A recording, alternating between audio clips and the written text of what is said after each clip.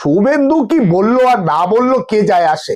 হুমায়ুন কবির গণক হয়েছে, হুমায়ুন কবির সব শিখে ফেলেছে, সব বুঝে ফেলেছে। হুমায়ুন কবির আর অসীম সরকারের মধ্যে ফারাক কোথায়? হুমায়ুন কবির সমস্ত বেফাস কথাবার্তা বলায় তিনিও তো ফার্স্ট। তিনি এর আগেও তো সমস্ত সাম্প্রদায়িক কথাবার্তা বলেছেন, এখন বলছেন নাকি কেউ ওকে বলে দিয়েছিল তাই বলছে। ও নাবালক তো, ফলে কেউ বলে দেয় বাজে কথা, খারাপ কাজ করার জন্য, আর তিনি নওশাদ ভাই আর ওদিকে হুমায়ুন ভাই মুসলিম এলাকায় তৃণমূলের ভোট কেটে নেবে, খুব আনন্দিত শুভেন্দু। শুভেন্দু কি বললো আর না বললো কে যায় আসে।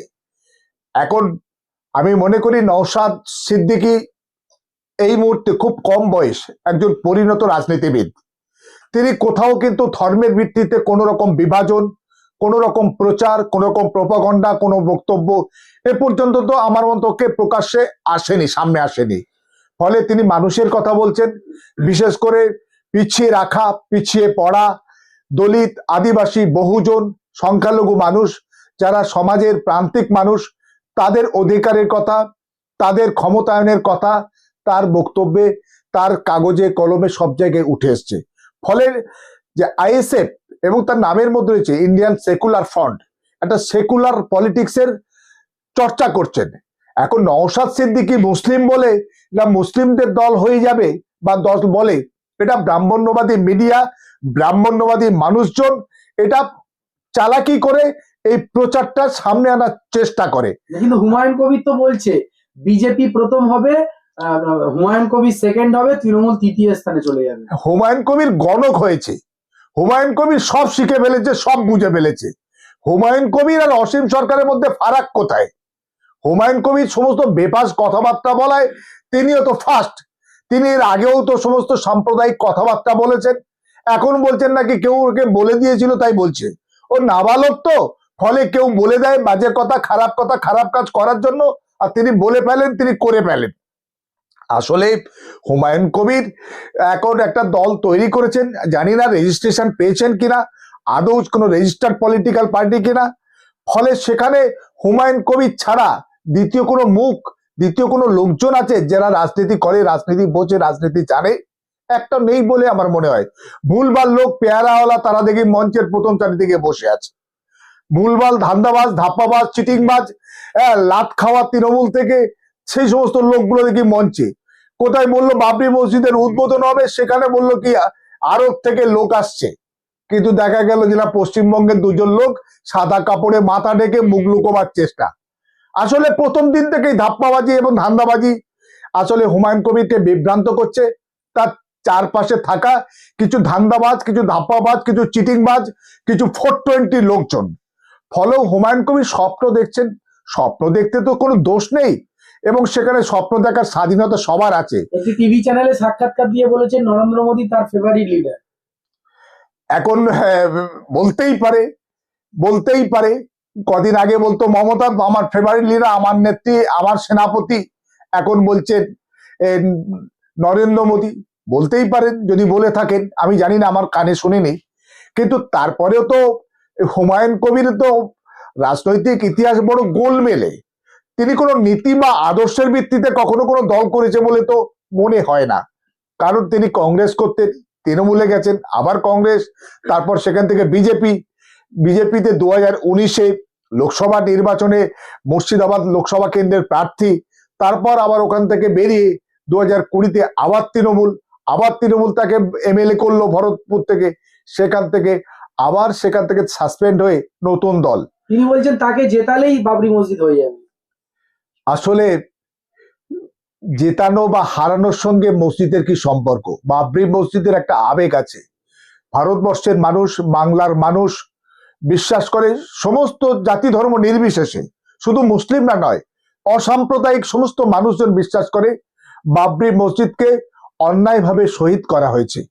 ফলে সেই বাবরি মসজিদের নামে, বাবরের, সেটা যদি কোনো মসজিদ হয়, তাহলে কিন্তু অন্তত মানুষ স্মরণ করবে যে একটা মসজিদকে শুধু ধ্বংস নয়, ভারতবর্ষের ধর্মনিরপেক্ষতা, ভারতবর্ষের বৈচিত্র্যের মধ্যে ঐক্যের যে সংস্কৃতি, সেটাকেই ভেঙে ফেলা হওয়ার চেষ্টা হয়েছে, সেটাকেই নস্যাৎ করার চেষ্টা চলছে। তার প্রতীক হিসাবে বাবরি মসজিদ যদি হয়, শুধু মুর্শিদাবাদে কেন, ভারতবর্ষের যদি বিভিন্ন প্রান্তে হয়, অন্তত 30টা রাজ্যে 30টা যদি হয়, তাহলে কিন্তু বিজেপির ভোতামুখ থোতা হয়ে যাবে। তাই আমি বলবো হুমায়ুন কবির কেন, সমস্ত আম জনতা, অসাম্প্রদায়িক মানুষ, মুসলমান নেই বা কেন, তারা বাবরি মসজিদের জন্য তারা উদ্যোগ নিক, তারা আওয়াজ দিক। বাবরি মসজিদ, বাবরের নামে মসজিদ। আর বাবর তো বিজেপি তো খুব রাগ করছে বাবরি মসজিদের নাম শুনে। বিজেপি রাগ করছেন, কিন্তু বিজেপির কিন্তু তাবড় নেতা তারা কিন্তু মুখ খুলছে না। শ্রমিক ভট্টাচার্য তিনি এখন রাজ্য সভাপতি বিজেপির, শুভেন্দু অধিকারী তিনি তো হুমায়ুন কবিরের বিরুদ্ধে তেমন কোনো মুখ খুলছে না, খারাপ কথা বলছে না। কিছু এলোমেলো বজরং দল, বিশ্ব হিন্দু পরিষদ, তাদের দু চারটে ওই খুচরো নেতা, তারা সব প্রতিবাদ করছে। বিজেপি রাজ্যগুলোতে সে করতেই পারে, কারণ অস্থিরতা এবং অরাজকতা তৈরি করা, ভারতবর্ষের সংবিধান বিরোধী কাজ পরিচালনা করা, এটা হচ্ছে আরএসএস বা তার শাখা বা সহযোগী সংগঠনের অন্যতম কাজ। অবশ্যই আইন বিরোধী। কেন্দ্র সরকার এবং প্রত্যেকটা রাজ্যে যারা যেখানে হচ্ছে সেই রাজ্য সরকার তাদের দায় এবং দায়িত্ব আইন শৃঙ্খলাকে মানে বজায় রাখা, এবং যারা এই প্রকাশ্যে অস্ত্রের ঝঞ্ঝনানি দেখাচ্ছে, অস্ত্র বেলি করছে বা অস্ত্র রাখছে, বেআইনি অস্ত্র, সে প্রত্যেকটা বেআইনি অস্ত্রকে জব্দ করা, অর্থাৎ সেগুলোকে খুঁজে বের করা, এবং যারা এই সমস্ত রেখেছে তাদেরকে আইনের কটঘাড়ায় এনে তাদের শাস্তির ব্যবস্থা করা। এটা আইনের শাসন যদি থেকে থাকে, এটা করতে হবে কেন্দ্র সরকার, রাজ্য সরকার উভয়ের দায় এবং দায়িত্ব। কিন্তু সামগ্রিকভাবে হুমায়ুন কবির আজকের তিনি নতুন দল করেছেন, এখনো মাস পেরোয়নি, এখন বাংলার মাটি দুর্জয় ঘাঁটি, সাম্প্রদায়িক মেরুকরণ, সাম্প্রদায়িকতার ভিত্তিতে পশ্চিমবঙ্গে ভোট হয় না, উনি তো ভোট হবে না। শুভেন্দু অধিকারী জয় শ্রীরাম করলে আমিও আল্লাহু আকবার করবো, কিন্তু তাতে লাভ কি হবে? শুভেন্দু অধিকারী ও হিন্দু আজকের 30% মুসলিম আর 70% হিন্দু। আজকে যদি মেরুকরণ হয় তাহলে শুভেন্দুর লাভ হবে।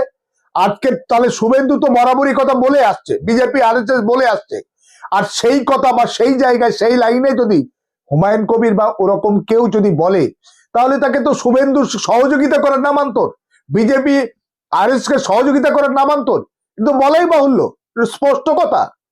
ফলে সেখান থেকে আজকের হুমায়ুন কবির যেটা করছে, প্রতিদিন পরস্পর বিরোধী কথা। কখন বললেন যে কয়েকদিন আগে তিনি মুর্শিদাবাদের যে 22টা কেন্দ্র আছে 9টা তিনি নেবেন, 9টা কংগ্রেসকে দেবেন, 3টে সিপিএম কে দেবেন, একটা আইএসএফ কে দেবেন। তারপর বললেন যে না, আমি শুধু আইএসএফ আর মিমের সঙ্গে জোট করব। আইএসএফ বা মিম তারা এখনো পর্যন্ত অন্তত জানা মতে কোনো প্রকাশ্যে কখনো হুমায়ুন কবিরের সঙ্গে তারা বসেনি, আলোচনা করেনি, বা হুমায়ুন কবিরের দল বা হুমায়ুন কবিরের সঙ্গে জোট বাঁধার ব্যাপারে বা একসঙ্গে নির্বাচনী লড়াই করার ব্যাপারে কোন রকম কোনো ঘোষণা দেয়নি। তিনি আগ বাড়িয়ে নিজের মতো করে দুম দাঁড়াক্কা ঘোষণা দিচ্ছেন, বলে যাচ্ছেন, আজ এক কথা, কাল এক কথা, পরশু আর এক কথা। তিনি একটা প্রার্থী করলেন, কয়েক ঘন্টার মধ্যে সেই প্রার্থীকে আবার প্রত্যাহার করে নিলেন, কারণ নাকি তিনি নাকি এটা সেটা ওটা তিনি আবার বলছেন। ফলে আপনি এটা সেটা ওটা পরে বলছেন, আগে প্রার্থী ঘোষণা করার আগে ভাবলেন না? ভাবিয়া করিও কাজ, করিয়া ভাবিও না।